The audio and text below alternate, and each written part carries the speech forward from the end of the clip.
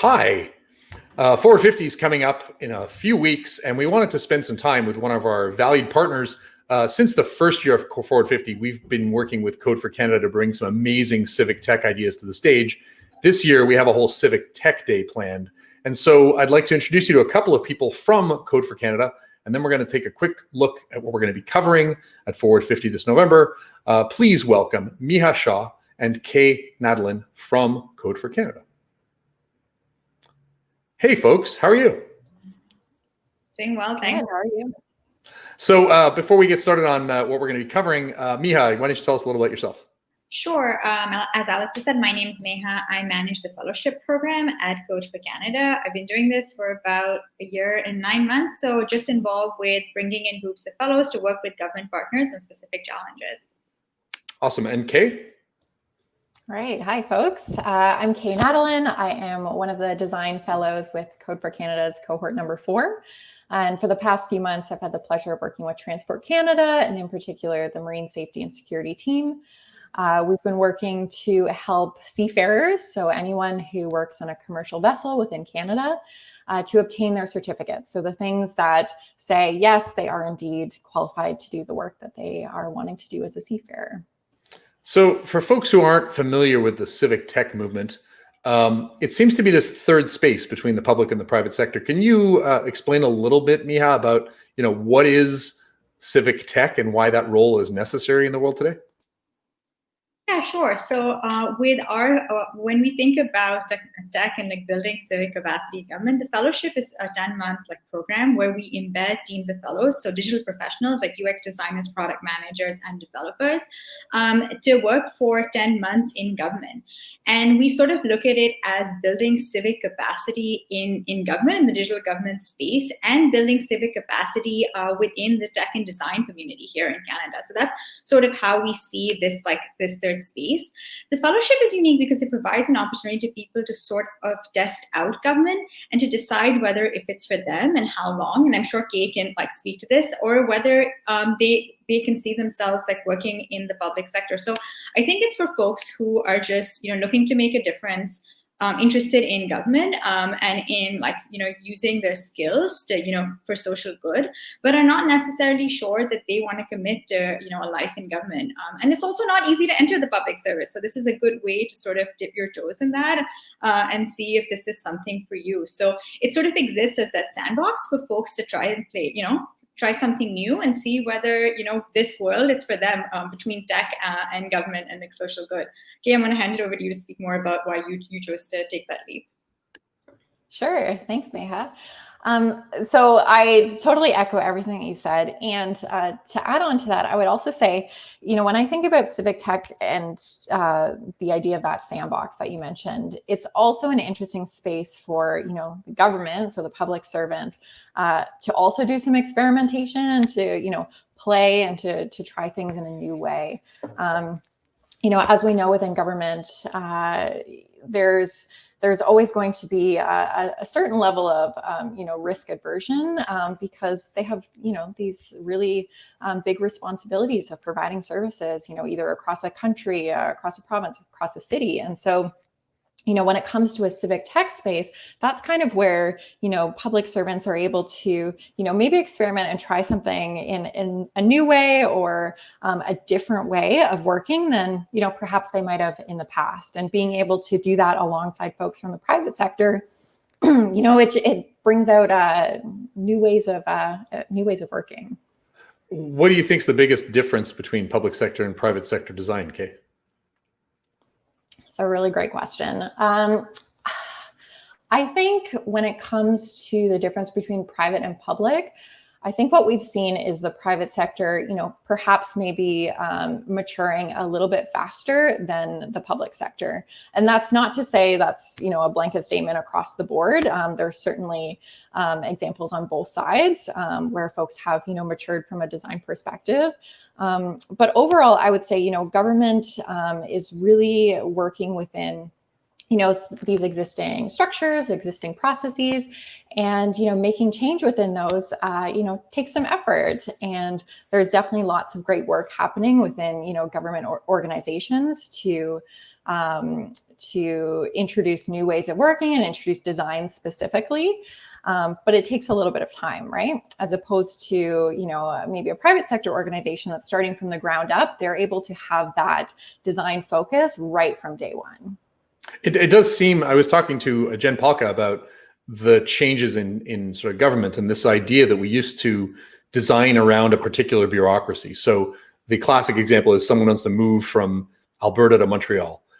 Normally that person would just like to tell one thing, I'm moving from Alberta to Montreal, and to have their healthcare and their driver's license and their taxes and so on all migrate magically. But unfortunately, we force the citizen to accommodate the structure of government and go to each department and do this stuff. And it does seem like that's a place where design and sort of design thinking and jobs to be done can radically change government. What are the challenges you're facing in getting that kind of adoption? Like, what is the hardest part about handing stuff off to government, if you will, once you've proven that it's possible? Yeah. You want to start, Meha? Yeah, sure. So I think something that we think a lot about is, we don't, at Code for Canada, or working with any government department, you don't want to build something and then just leave it there and have it sit on a shelf. So thinking about transition and how to, build services that are for everyone, is a challenging thing to do. So when you think about handing off what you're building or prototypes, so once you've proven like something small, we recommend that folks think about it from the first day that they start working. So it isn't just something that a box you tick at the end or building a manual. It's about getting buy-in from folks like along the way and making sure that you have investment from the people that you're working with from day one. So you're not building for, you're building with, and that's something that we say a lot. And because you need that investment, and you need folks who are used to doing things in a certain way to believe in what you're doing and see the value in what you're doing, so that they can take that forward. And that's a difficult thing to do from a technology perspective. It's also important when you're thinking you're building something that is going to live for the next decade or 15 years, because citizens will always need services. So what are some of the, how do you need, what tech stack do you need to be thinking about to make what you're building relevant 10 years from now or 15 years from now?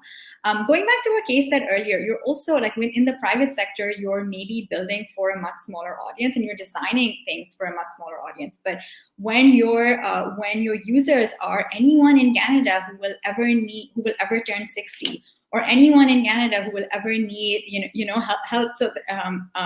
healthcare, that's a pretty large audience. So the stakes are much higher, which is why there's sometimes some hesitancy to change things. You can't have a system crash because the impact is so much greater. So I think that's where some of that comes from, because you're really designing for everyone.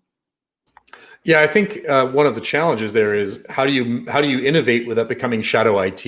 I was talking to Jen Palka about Code for America, and she said, government's job is to make the services scale, whereas Civic Tech's job is to prove that the services can be useful. Have you changed how you deliver or how you document or how you create things with a mind to eventually one day the government will run this? Like, what's that handoff process look like? I can speak to that in particular regarding the project that I'm working on. So at Transport Canada, the folks there, they are so forward thinking, and they had the foresight to not only bring in our Code for Canada team, but to also dedicate a team of staff at Transport Canada to work hand in hand with us. So every day we're working on this, together, and we're building the capacity. So, we've got developers from Transport Canada, and they're being involved in the user research that I'm doing. They're involving myself and the designer from Transport Canada doing pull requests and things like that really ensure that, we're all committed and we're all engaged. And so that means that when the fellowship ends, there's just a couple team members who are transitioning out, but there's still the majority of the team that's there, and that's going to continue the work, just the same as they've been doing all along. What's the lifespan of that? Jen told me that, initially the Code for All kind of movement, the civic tech movement, was this civic gap year where you could, instead of doing, this going off and being a peacekeeper or working for a charity for a year, you could work for Code for Canada. But it seems like that's changed, and now there are many more sort of career civic tech people who are sticking around over time. Is that something that Code for Canada has gone through as well? I can speak to that a little bit. So I think one thing I will say about Code for America and the difference between Code for America and Code for Canada is that I hear a lot in the US about like the civic duty. And I think that it's a little bit different over here. Folks have generally like faith in some of the government services, and they're just looking to do something, but there's a recognition that things could be done a little bit better. And so we have, the goal of the fellowship is not to place like career public servants, but what we have seen we've been around about 3 years. This is just our fourth cohort wrapping up. Many of our fellows do stay on in government, not necessarily with the same department that they were working with, but with other like federal and like municipal partners, which is pretty exciting. So I think that the goal is not to go in there and work for government forever, but after the 10 months they have experience, they're actually like they're in a unique position where they've been able to test out the waters. They have a sense of like how to work within the bureaucracy, within the public service, but at the same time they've seen what it's like to be able to come in from the outside, experiment, use your skills, and have built that credibility. Is there I noticed you mentioned they may go to work in municipal, in provincial, or in federal governments.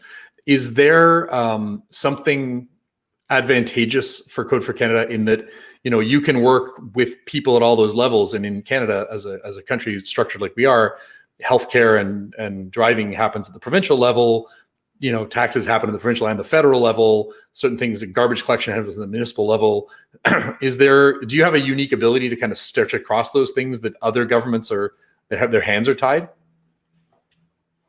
So breaking down silos is definitely something that is, many of our fellowship partners start to do. We've had, for example, like teams within the federal level who are working on projects, and you'll see the Code for Canada project showcased, as part of Forward 50 next month.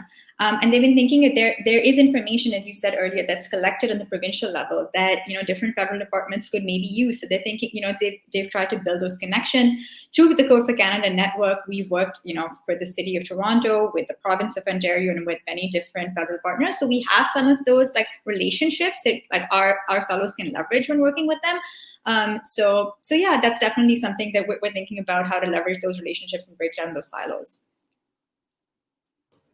Kay, have you had experiences dealing across different government levels like that in your design work?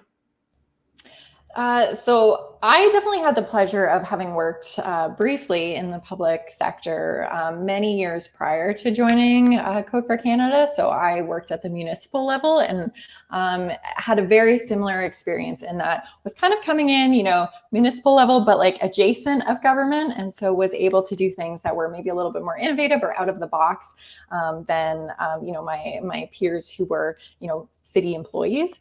And so I think that what everything that Maya was saying around, breaking down those silos and looking for, how can we kind of leverage relationships across all these different levels. It is so important because everyone's doing, their own work, but there's definitely interconnected, pieces about each. And so, it's only to our benefit to be able to find ways to leverage those relationships.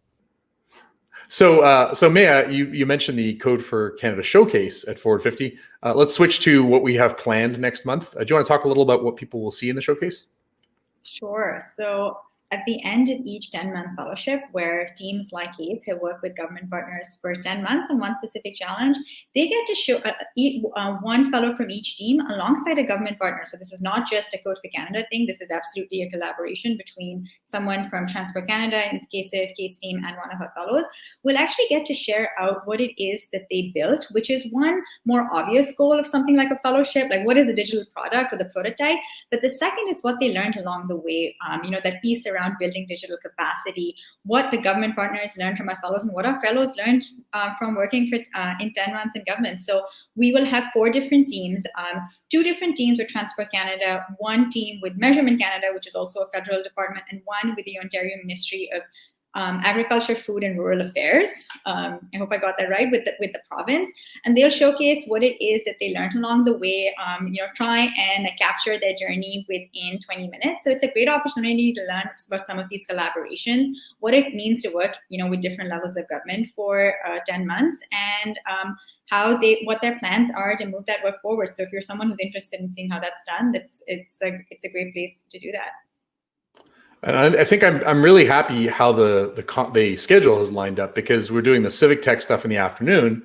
We also have people like Amanda Renteria from Code for America speaking at the conference. But the morning of November 9th is actually devoted to resilient democracy, which I think is something that's foremost in everybody's minds these days around the world, especially given the timing of the event, which happens November 3rd to 9th. So it starts at the beginning or end of the US election, depending on how things go.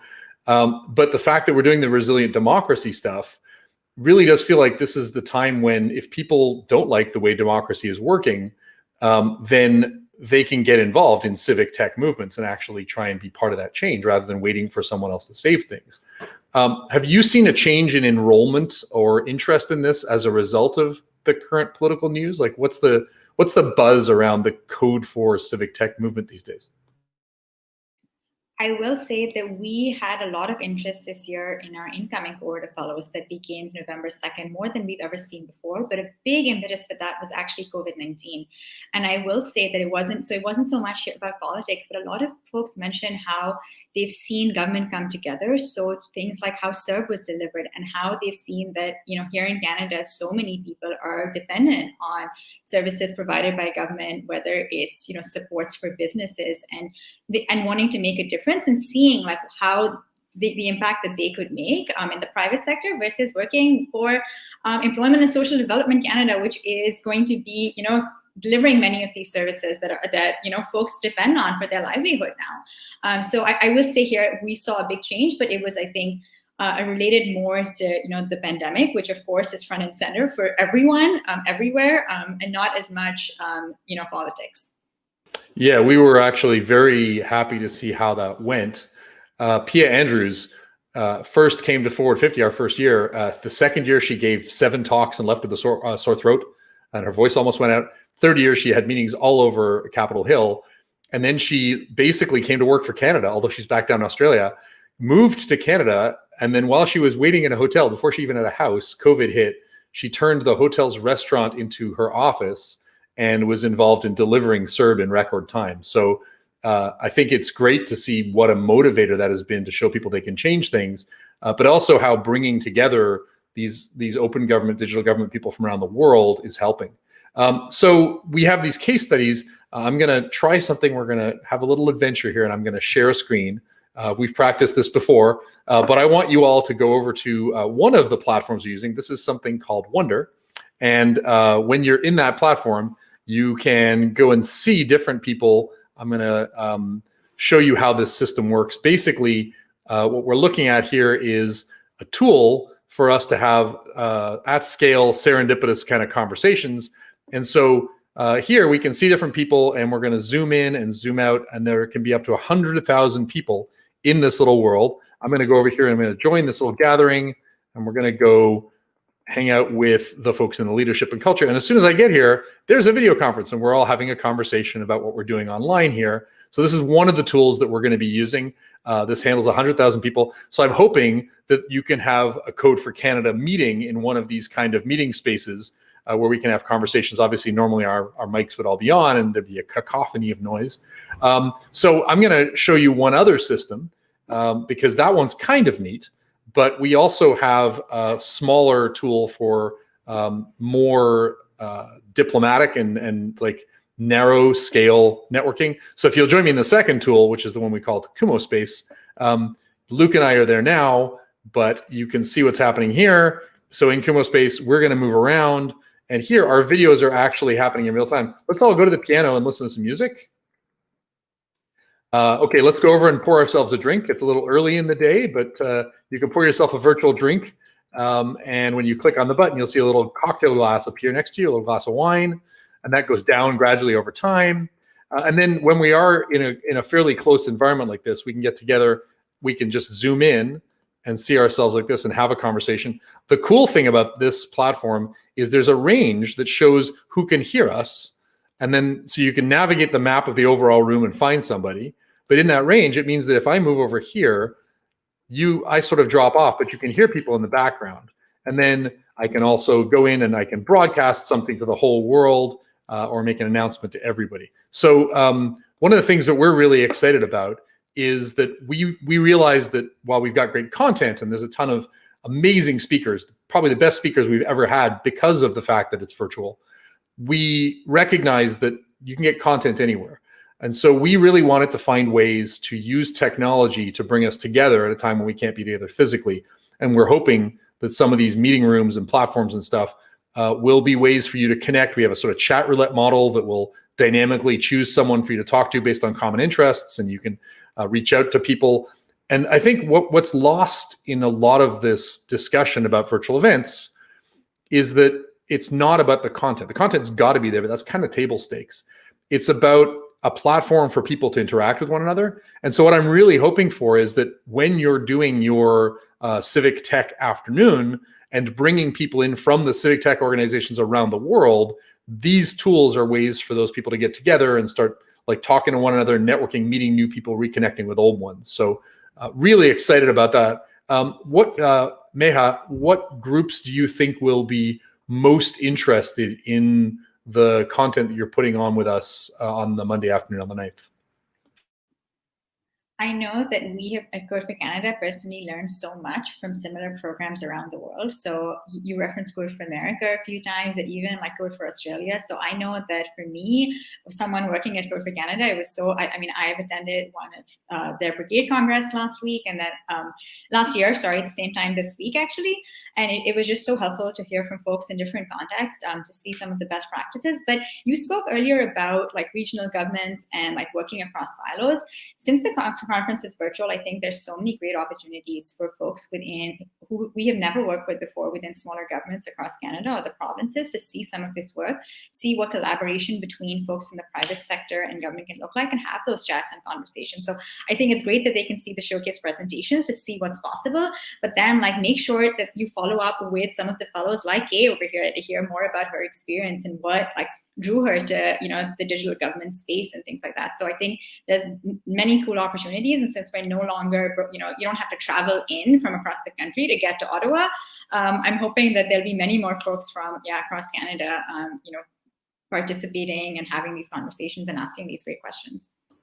Yeah, I should point out, and we can probably just share this screen.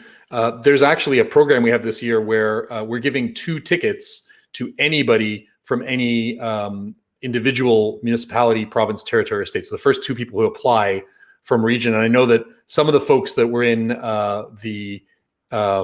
some of the folks that were in Israel, who are part of the Digital Nations who we're hosting this year, sent this around. I think we're getting a flurry of different Israeli municipalities who all just signed up and said, why not? And again, that's one of the things that we've been trying to do, is take a positive look at what is now possible because it's virtual, bringing in new speakers, making it more inclusive, rolling it out to the regions and so on. And it does seem like a lot of the work that Code for Canada does is Code for Ontario or Code for Toronto. And that sort of being able to move across the different departments feels very necessary. Do you think that governments will get better at collaborating with other tiers of government as a result of what Code for Canada is doing to show it's possible? Or do you think that the civic tech movement will always be a sort of lubricant or connector to get these groups talking to one another? I think that there's definitely there's a desire to do that. We had something called an open call initiative back in August, back this summer, where we essentially work with the CDS and other folks to make technology open source to folks across different governments to support them with COVID-related initiatives. So we know that there's something that works for the federal government, but it can work for smaller governments as well. And and then we work with the smaller municipalities to support them to actually get that up and running. Because they had to move very quickly in a COVID world. So I think what we did see, unfortunately, was that things like our fellowship and bringing in teams of digital professionals can seem is out of many much smaller municipalities' budgets. So this, I think, is a great chance for when you have folks from corporate Canada, and you spoke about like the great list of speakers, to think about how they can actually better support those smaller governments to make something like this possible. And I think that it's not just about breaking silos between the federal, government, the province, and smaller municipalities, but even between government and corporate Canada, to better support those smaller regions and to make some of these services more accessible to them. So Kay, you've seen a little bit of what we're doing behind the scenes. As a designer, what should we be most concerned about or focusing the most on to make sure that this event goes as well as possible? I figured I'd get some free consulting from you. So since you're here, how would you apply design thinking to make this experience as good as possible for attendees? Oh, I love that.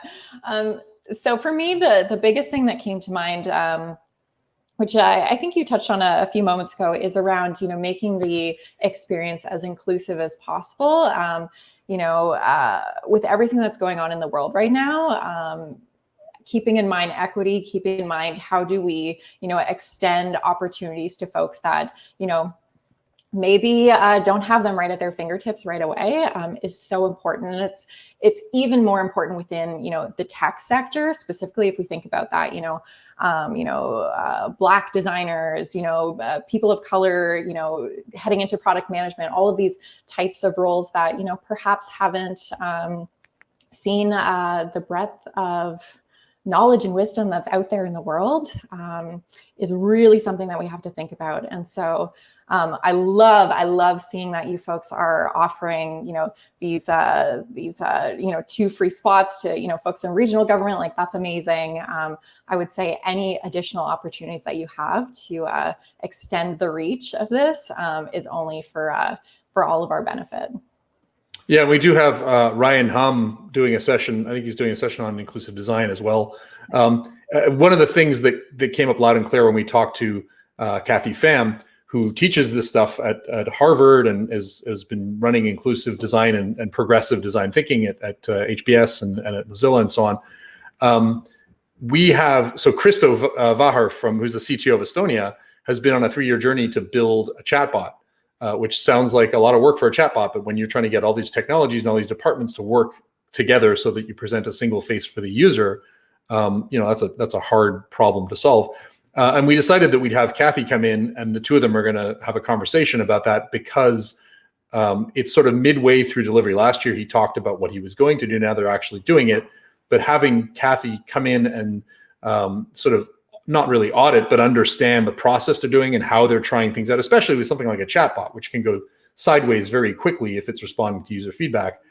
I think making sure that you're designing for the margins, because then the middle will take care of itself, is something that Kathy talked about loud and clear when we did one of the forward thinking sessions. And so we're trying really hard to help people understand the differences between private and public sector in that regard. So I think, it's going to be an amazing week. It's now a whole week. It's going to be a very busy week. It's going to be informationally, I'm kind of overwhelmed because there's a very big election happening around the same time. So that should be fun. But I would like to wrap up by just asking, Meha and Kate, what are you most looking forward to for the event this year? Meha, you want to take that first? Sure. I think Kay sort of covered it, but I'm actually very excited for the depth of and the variety of speakers. So there's so much knowledge across I looked at the schedule across the rooms and across the week. So just hearing so many different voices.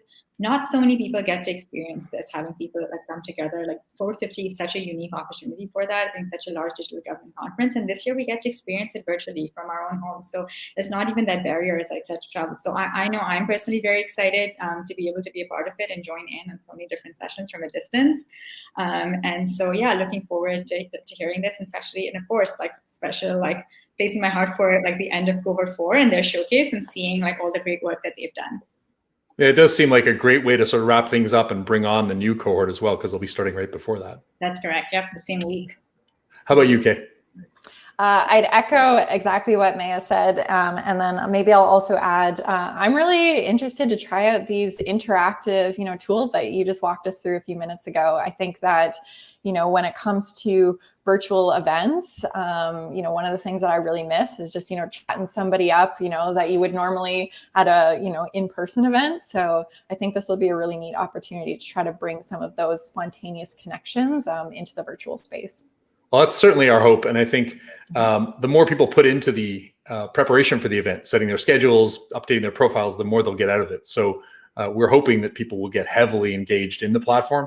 But I got to say, Code for Canada has been a fantastic partner for this since the outset. Every year I look around and see those red jackets storming the castle, as it were, and I'm going to miss seeing them. So I hope you all wear your red jackets on the video when we are chatting. But thank you both for sharing something with us on how you got here and what the civic tech movement is like. And I, for one, can't wait for 3 weeks to come and we can spend some time learning about the amazing work that your latest cohort has been doing. No, thank you. Thank you so much for having us. Yeah, thank you so much.